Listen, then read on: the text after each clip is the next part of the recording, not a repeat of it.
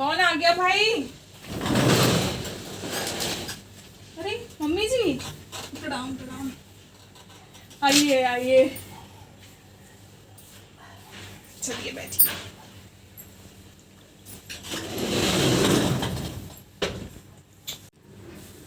और मम्मी, गांव में सब ठीक है? हाँ बेटा सब। आपका अचार पापड़ का बिजनेस कैसे चल रहा है? अब तो वो भी बंद कर दिए बेटा। अच्छा, बंद हो गया है। अच्छा, आपको एक बात बताऊं, यहाँ पे ना शिल्प मेला लगा है, चलेंगी देखने? लखनऊ में हर साल शिल्प मेला लगता है। लेकिन बेटा दिखा दो, अब तो हर साल हमको यहीं रहना है। अब गांव में सब पापा तुम्हारे बेच बिक्री सब कर दिए। पापड़ बिजनेस करते थे, पापड़ का चिप्स का, वो भी बंद हो गया। अब साथ नहीं देती शरीर। अब तो आपके पास ही रहेंगे। मेरे पास यहाँ पे? हाँ भैया। माँ, यहाँ पे तो जगह नहीं है। देखिए, 2 कमरे हैं, एक में हम और इनके पापा रहते हैं, एक में आयुष रहता है। तो बहुत मुश्किल है, कहाँ रहेंगी आप? एक काम करिए ना, देवर जी के यहाँ चली जाइए आप। उनके पास तो फैमिली भी नहीं है, रूम भी है, आप रहेंगी तो खाना पीना भी बना देंगी, उनकी हेल्प भी हो जाएगी। और मम्मी, हमारे यहाँ तो जगह नहीं, और आपको पता भी है कि हम सुबह चले जाते हैं, हम दोनों लोग ऑफिस, फिर आते हैं शाम को। आप अकेले यहाँ बोर हो जाएंगी। अरे जहाँ भी रहेंगे वहाँ भी हेल्प करेंगे हम। अगर आप ही चली जाओगी तो कुछ घर में काम धाम तो करेंगे ही हम। मम्मी, आप समझ नहीं रही हैं, कितना ज्यादा बर्डन हम लोग के ऊपर बढ़ जाएगा। वैसे ही हर चीज की ईएमआई दे रहे हैं, एसी का, फ्रिज का, कुछ भी नहीं था घर में, एक एक चीज जुटा रहे हैं। अब आप भी आ जाएंगी तो आपका भी खर्चा, आपकी दवाई का खर्चा हमें तो देना पड़ेगा ना। तो बेटा अब तो हम यहीं रहने आए हैं, यहीं रहेंगे। आपको समझ में क्यों नहीं आता? एक बार कहने पे हम 3 लोग हैं, 3 लोग का खर्चा उठाना मुश्किल हो जाता है, महीने के अंत तक तंगी मच जाती है घर में। चलिए आप उठिए, अभी वो उनके आने का टाइम हो रहा है। आप लीजिए अपना बैग और जाइए देवर जी के यहाँ। इतने अच्छा आइडिया आपको बता रहे हैं बस आंसू गिराने लगना है, यही तो है बुढ़ियों का काम। चलिए, वो आचार आंसू गिरा देने हैं। और सुनिए, इनको कुछ भी खबर नहीं होनी चाहिए, समझ लीजिएगा, नहीं तो मुझसे बुरा कोई भी नहीं होगा। ठीक है, जाइए।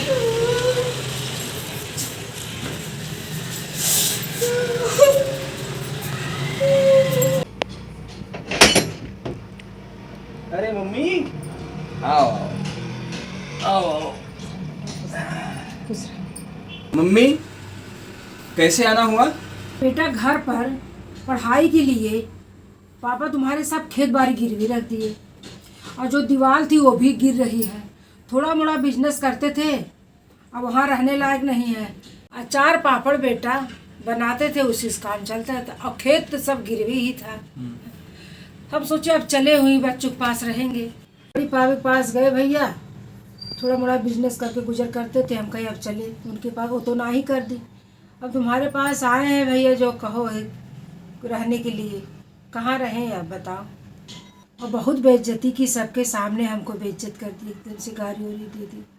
हमसे चले छोटे बेटवा के पास, देखिए अगर वही जगह रहेगी तो ही रह लेंगे हम।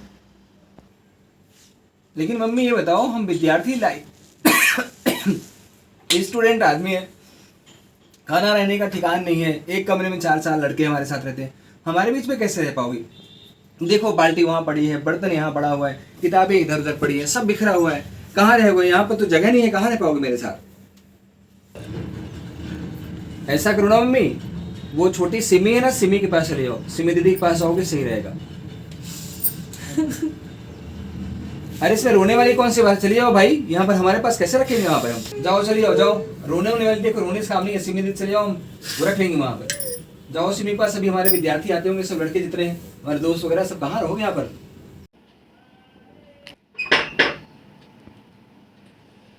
कौन आ गया? कौन? अरे माँ, आओ आओ आओ अंदर आओ। ये बता दो रखोगी कि नहीं रखोगी, नहीं तो हमें ही लौट जाए। ऐसे क्यों बोल रही हो माँ? क्यों नहीं रखेंगे? हाँ, ऐसे आते ही सबसे पहला सवाल यही पूछ रही हो। आओ बैठो। आओ मम्मी, अभी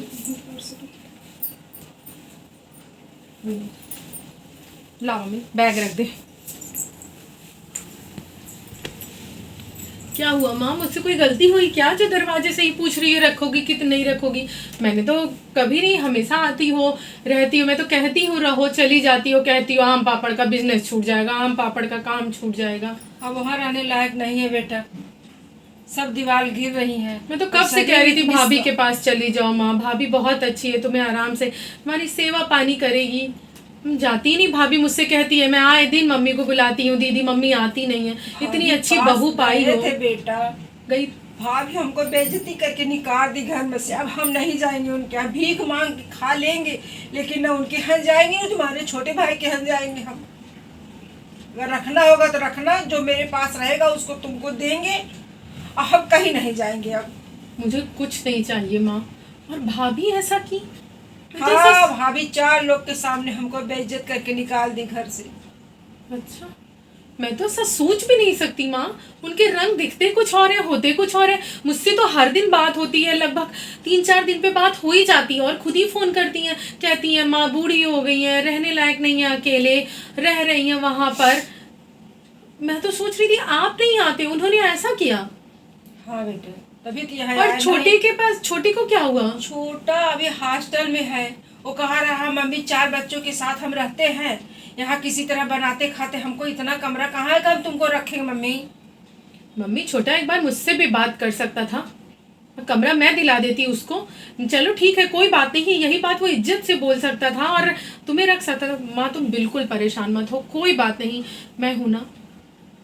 समझो तो बेटी भी अपना बच्चा। बात कर लो माँ, मुझे तब हम पूरा रुकेंगे। भरोसा है उन पे, वो कभी नहीं कहेंगे तुम्हें जाने के लिए, तुम्हें पूरे मान सम्मान और प्यार से रखेंगे।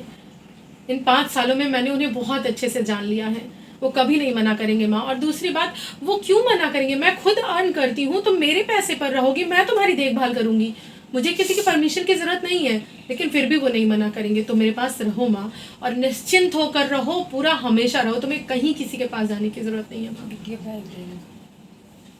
कपड़ा चेंज करोगी?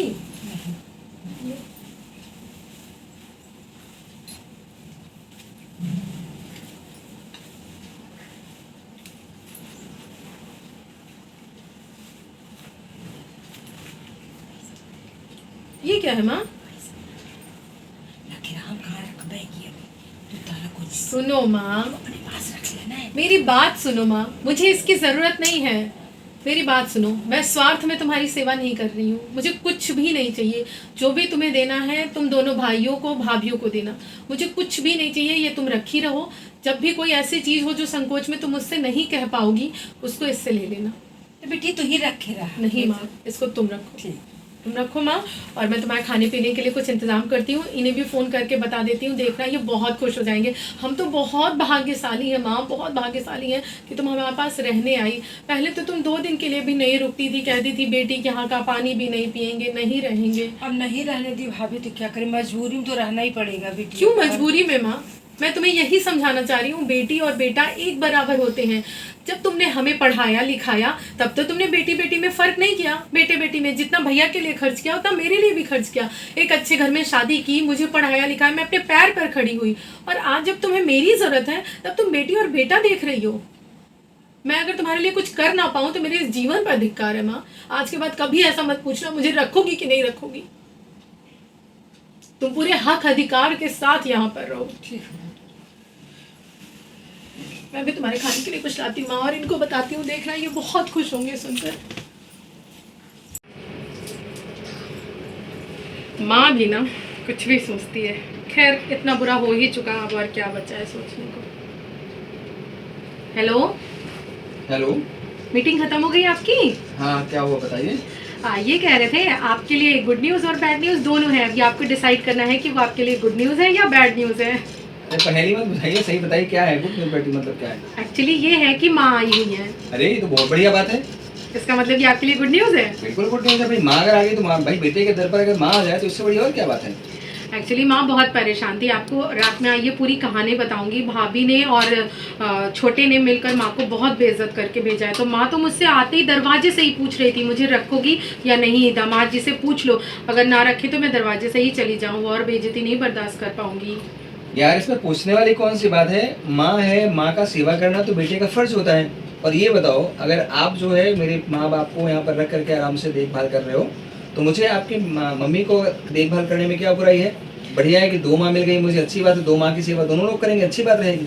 हाँ, मैं बहुत लकी हूँ कि मुझे आप जैसा हस्बैंड मिला। देखिए, लड़कियाँ तो ज़रूर सेवा करती हैं, बहुत सारी लड़कियाँ ऐसी मिल जाएंगी जो अपने सास ससुर की सेवा करती हैं, लेकिन दामाद ऐसे बहुत कम मिलते हैं जो इतना दिल खोलकर स्वागत करते हैं अपने सास ससुर का। तो थैंक यू सो मच कि आपने इतना सपोर्ट दिखाया। वैसे मुझे पूरा विश्वास था कि आप सपोर्ट करोगे। मैं माँ को जो है बहुत अच्छे से और खुशी से ये खबर बता पाऊंगी। माँ से बोलिए कि माँ परेशान न हो, शाम को हम लोग आएंगे, साथ में खाना खाएंगे और आराम से एक परिवार की मेंबर की तरह रहेंगे। वो गार्जियन है हमारी। हाँ हाँ बिल्कुल ठीक है। तो फिर मैं खाना रेडी कर लेती हूँ। हाँ, आइए, ठीक आज है, कुछ मैं- स्पेशल बनाते हैं माँ के लिए। ओके, ठीक है, बाय बाय। माँ कहाँ हो? क्या बेटा? ये क्या कर रही हो माँ? ये दूसरी आ जाएगी, तुम इसको काटने पीटने में जुटी हो। हाथ ना काट लेना। काम बन जाएगा तो ठीक है, नहीं बनेगा दूसरा तो आएगा ही। चलो, तुम्हारे दामाद से बात कर लिए हम।